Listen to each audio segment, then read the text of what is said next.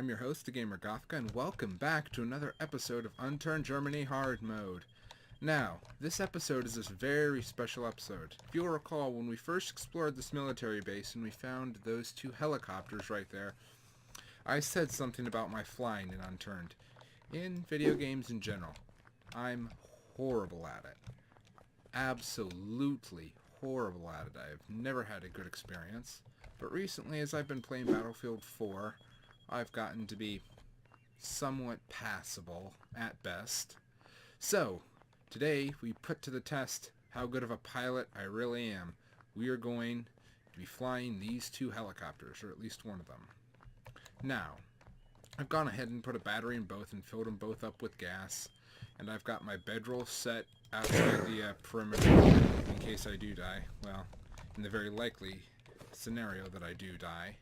But, as you'll see, I've got 4,000 some skill points on me right now, so if those are halved when I die, I should still have enough to fully upgrade my skills back. Plus, I've got three or four metal libraries back at base, which hold each 1,200 skill points, so dying even 2 times really shouldn't be a problem. So, let's see. I've got my, actually I'm going to re-hotkey that to 5. So, I've got everything all set up. Let's scrap this stuff up. Quickly get them turned into bandages. Good. So, as you can see, the battery isn't the greatest, but I used what I had. So I've got 2 helicopters, 2 shots at this. And also, well no, I'll talk about that when we get in the air. So, don't go away, because it's flight time. Okay guys, take 1. Let's get it warmed up.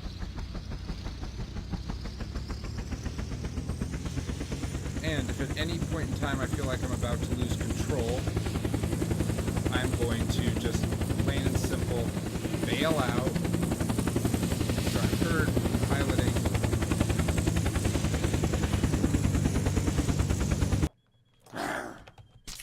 Uh-oh. Well, for a first attempt, that wasn't as bad as it could have been. Okay, no. That was pretty bad. That was pretty bad. Let's see. I need to get that broken leg fixed. Lucky I always carry my pilot's boot knife with me. That's right. Taste steel, zombie. Well, on a scale of 1 to 10 for a first flight, I would say that was a solid 3. Let's see, do I have any metal on me? Yes, I do. Okay. Splint up. Bandage up. Okay. We didn't even die that time. I'm impressed.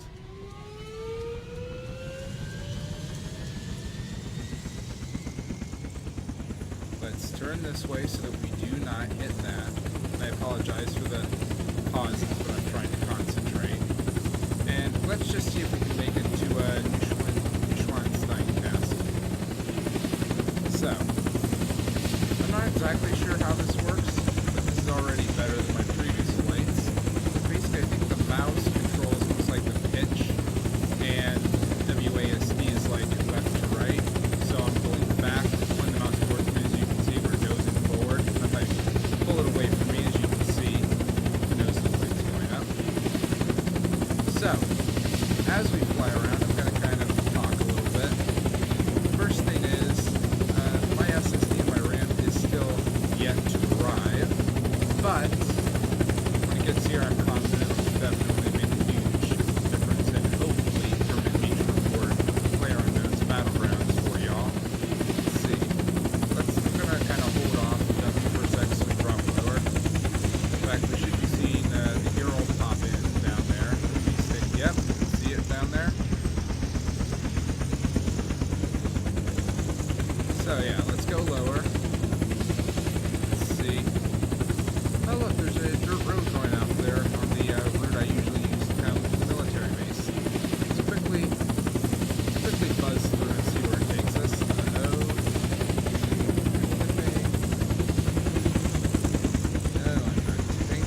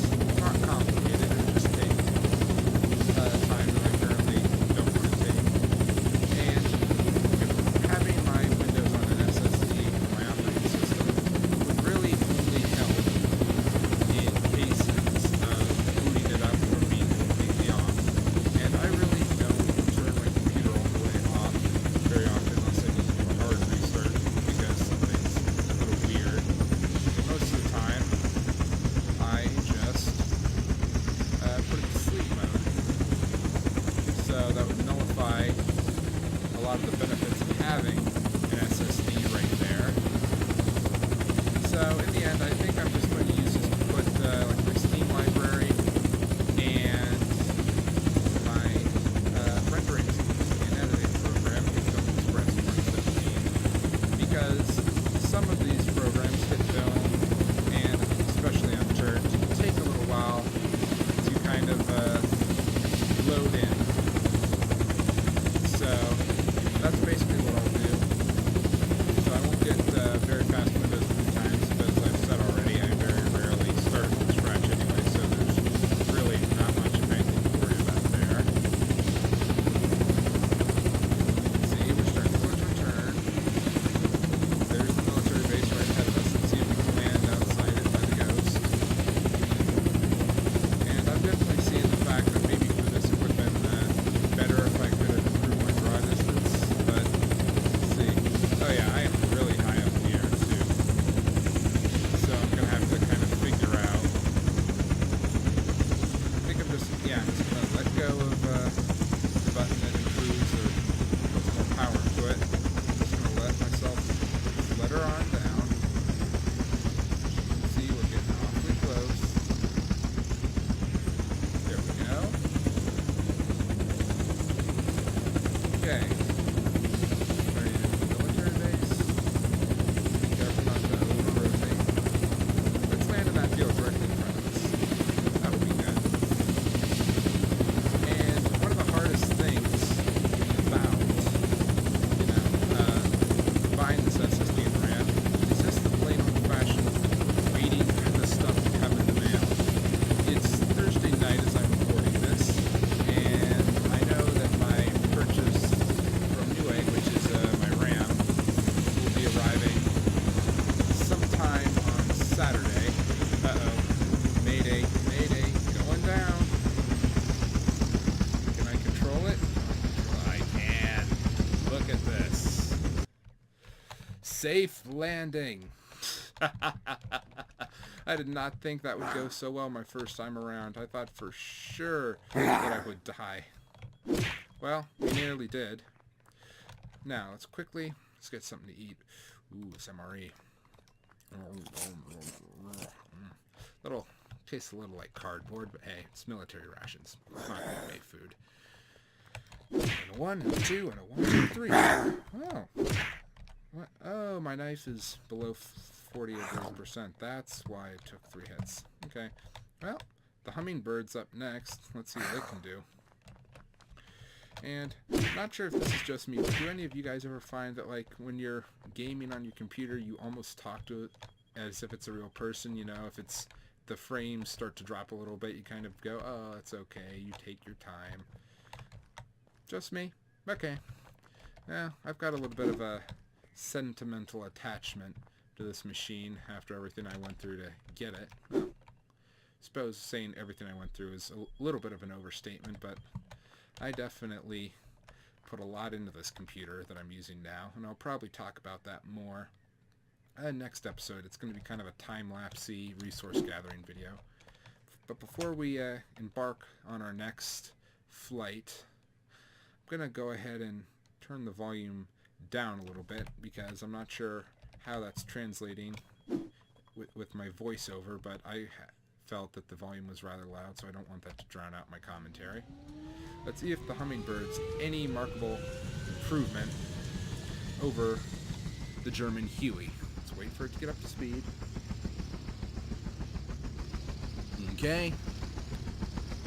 Ready for takeoff. Oop. You saw me, huh? Too bad. Too late. Okay. Let's level out. Let's try and not go too high. But let's clear the tree tops. I think that might be good. And you know what? I'm going to do something just a little bit crazy. Or not crazy, then a little more extensive. We're going to fly this thing all the way home. Okay? Look, we can see it already. That is one of the nice things about air vehicles, I guess, in this game.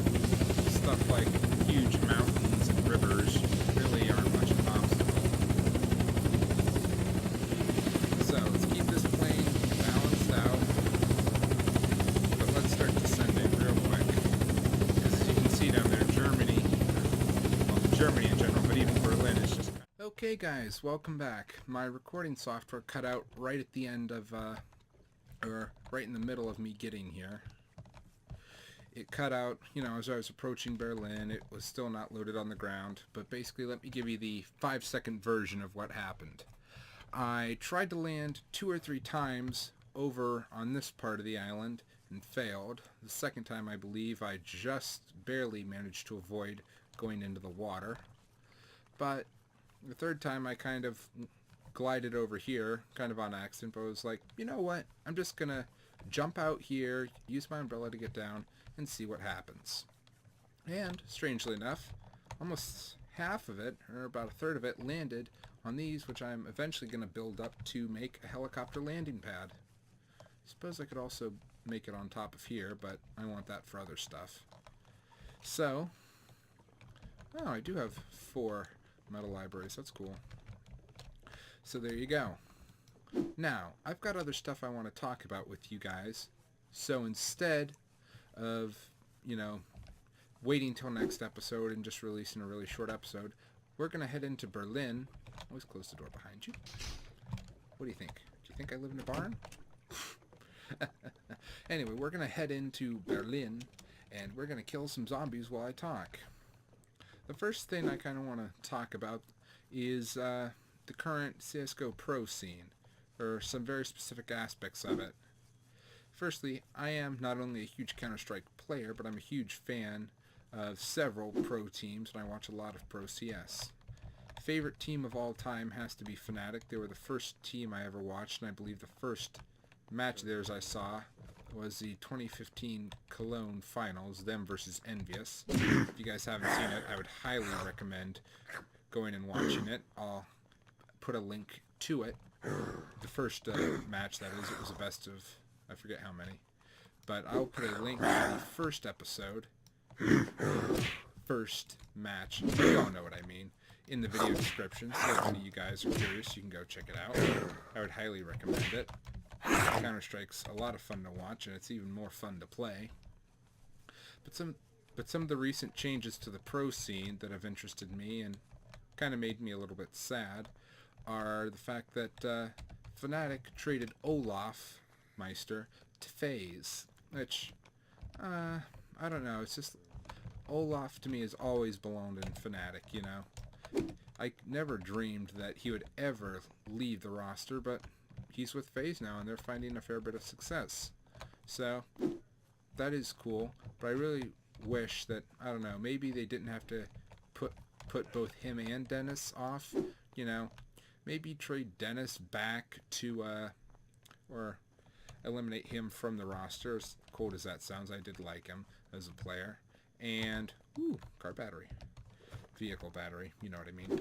And, I don't know, maybe just get Golden on the team, you know, Olaf. But, yeah, bring in a new tactical leader, because their current one, Flesha, he's a really good player, but I kind of felt like him, like, being the in-game leader, calling the shots and the in-game strategies, and, you know, this is what we're doing this round and everything, was really kind of distracting him from performing at his peak.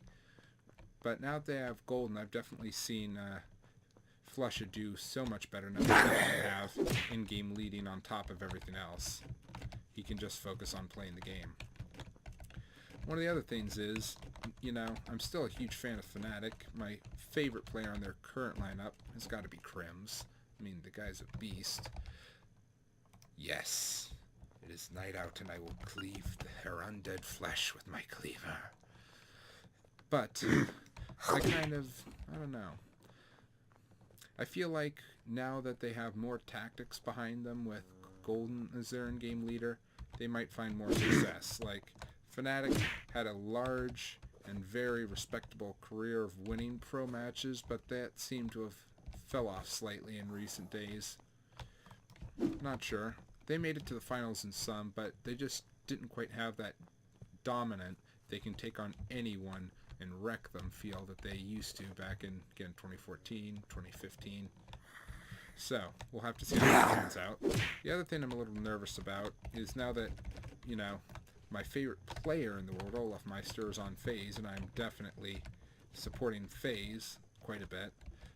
You know, what happens if both they and Fnatic end up in the finals? Which team do I root for? Do I root for my favorite team, or do I root for the team with my favorite player? We'll have to see. It's pretty unlikely, I think, that both those teams are going to make it to the finals, so hopefully I'll be spared having to choose, and until then I can just enjoy watching their matches and cheering them on. The second thing I want to talk about is this season coming to an end. It's going to happen in probably 3 or 4 episodes. We've explored everything. We've kind of done most everything. And, well, I feel like it's time to move on to a new map. As I believe I mentioned last episode, this new map is going to be a couple of times larger than Germany, which is in itself already a large map. It's an insane sized map. And I kind of said that I would be releasing more details about transitioning between maps in an episode or 2. And here we are. I'm going to be discussing the finer points of moving between maps. Now, this is a Let's Play, so I kind of don't want to start from absolute scratch simply because it might be a little slow to watch. But all the same, I definitely do want to have to work and put in the grind to really get geared up and have just some good stuff. So, here's kind of the rules that I've set for transitioning between the maps. Number 1, I am allowed to take 1 vehicle with me, which is why I'm going to be putting a lot of effort into these next few episodes and into finding an APC, an amphibious military vehicle. So that's one. Second thing is that on that vehicle, I am allowed to put 1 pine crate full of items to take with me. And those items have some restrictions on them. They have to be uncommon or lower. No guns, no like high-level medical supplies, none of that. No, you know, that goes for melee weapons too.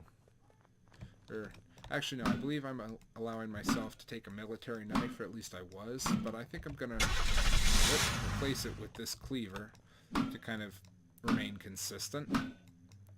So, that's going to be what I do, and I've already decided on the items I'm going to take, and I'll kind of show you once we set off for the new motherland, as it were. Let's see. Next bit is that included in the crate, obviously, is going to... Or no, it's not. I'm going to have, obviously, my nice big Toxicity Backpack with me. And I'll be taking all of the coins that I found with me, because again, they're things you get through playtime, and these hard mode seasons are going to be linear, so it only makes sense to take that stuff with me. Ooh, I'm getting low. Being a little too careless because these guys are civvies. Here you go. Strike 1, strike 2, strike 3, you're out. Woohoo! Okay, let's rush in here. I'm sorry if you can hear a loud humming noise in the background. That's my computer. Sometimes the fan on the graphics card decides it wants to spin at full force for a while. Let's see. What else haven't I talked about? Yeah.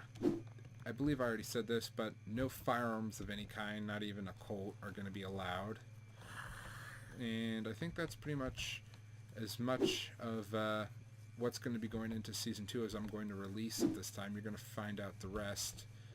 Oh, I don't have a very clear idea of how many episodes. I want to make it to 15 before I call it quits on this particular map. I'll probably keep this... No, I will keep this map open. I will be playing on it. And I'll probably bring you guys back here at least once or twice, because, as I mentioned, when I found that huge dump truck, I have a project, a really big one I want to work on with it. So, I'll definitely be coming back for that, but that might be just about it. That said, I think you guys are going to really like what I have lined up for Season 2. It's really exciting. It's going to be a lot of fun. It's going to be a challenge. And with the map being as big as it is, it almost requires me to learn how to be a good pilot. Which is also exciting. So, anything else that I wanted to mention to you guys? We're not quite done with this town yet, so I'm gonna kind of quickly give you guys a little more information on the possibility of at least one more, possibly two more series coming out on my channel. I've kind of got a lot of options open to me. Obviously with Steam there's a lot of free games that I could play, and I also have a couple of really popular games that I could play. You know, Counter-Strike, PlayerUnknown's Battlegrounds. Now, here's where some other stuff comes into play. Does my PC have the specs to be able to get a high quality recording of those games? And the answer is, for most of them, yes. PlayerUnknown's Battlegrounds obviously will be mostly on low or very low settings, but it should be smooth, and it should be at a decent resolution, so there shouldn't be any need to worry about that. But still, I definitely think that at least maybe once or twice a month, if I can get my computer to record it well, a PlayerUnknown's Battlegrounds video is a very real possibility. But I also feel like I want to do some other stuff. So, of the other possibilities, there's playing horror games, which I think would definitely suit me quite well, and it's also a fairly popular or fairly well viewed item on YouTube, so it kind of makes sense. The other thing I want to do is it involves gaming, but not actual like gameplay like I'm doing right now. It's kind of what like what Rags and Top Hats and Champagne do, is debunking videos where people either attempt to slander PC gaming or where they present PC gaming as bad using flawed either reasoning or facts or etc. And I think that's definitely going to be something that I want to give a try.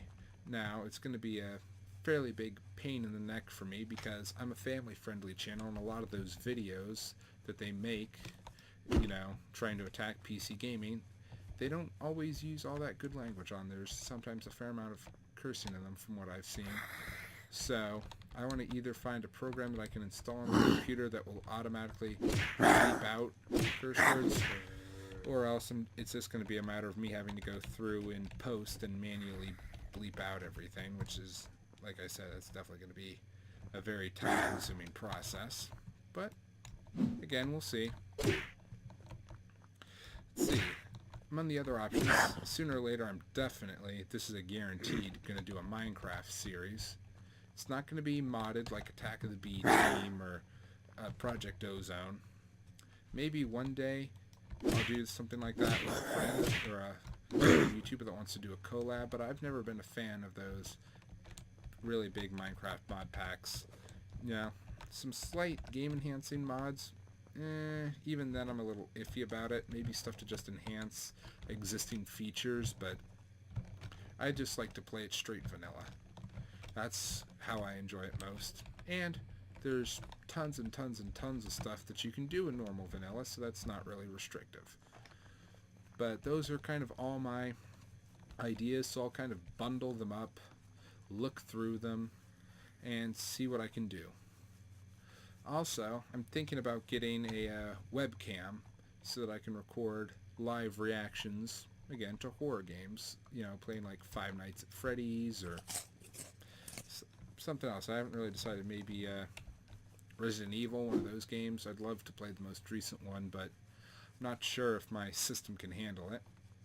I think next episode, which is going to be a bit of a talky and time-lapsey episode, I'll definitely be going into a lot of details on how I got my PC and what my PC specs are and what the specs are going to be when I'm completely done upgrading it, which should be fairly soon, within a week or two, and all of that stuff. So I've kind of said everything I wanted to say. We've had a lot of fun. I mean, come on. It's my first, well, it's like my, I believe, third or fourth ever time piloting in this game, and it's, I believe, the only time I've done it that hasn't resulted in me crashing the plane and dying, which I'm actually kind of proud of. In fact, I'm rather proud of myself for that. You know, good pat on the back. It's never good to be too prideful, but I think in this, I can at least say I did a good job. Let's see. My water's a bit low. Do we have any tasty sandwiches around? Yes, we do. A venison sandwich. Anything else? Thought for sure I made a Philly cheesesteak. Nope. Must have only been in my dreams. I do like Philly cheesesteaks. Well, let's hop up here. Gotta have bottled water somewhere, right? If not that, then a canteen. Yeah, oh, yeah. Probably a canteen. Let's see. Well, I'm gonna go ahead and find my canteen and everything, get myself fed and watered and ready for the next episode. And I'll see you then. So, until next time, thank you for watching.